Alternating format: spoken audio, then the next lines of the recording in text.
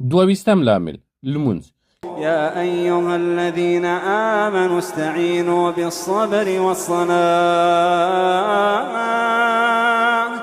ای مومنانو په صبر او لمانځه له الله تعالی نه مرسته وغواړئ.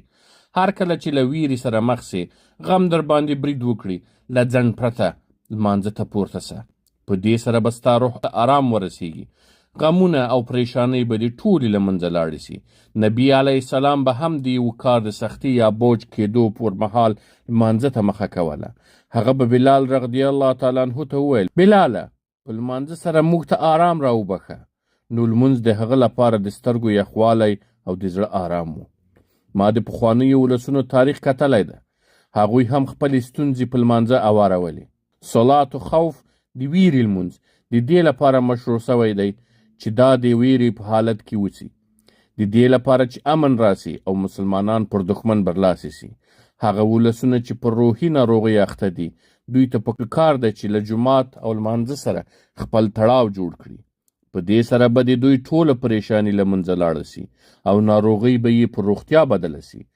آرام او ډاډ به ورته ترلاسه سي.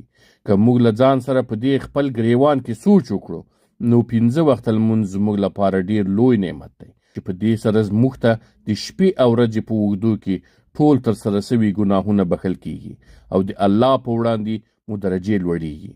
نو له دې امله دا زموږ د ډیرو داسې ناروغیو درمل هم دي چې له دې پرته بل درمل نه لري.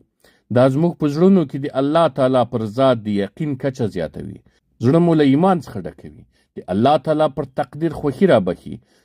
خو څوک چې له جوماتونو څخه لرې ووځي او لمونځ ته شا کوي، نو د دوی ژوند به د تل لپاره تنګ، سخت او له غمونو او بدمرغیو ډک وي.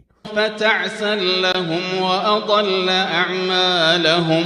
نو د هغو لپاره هلاکت دی او الله تعالی به د هغو عملونه برباد کړي.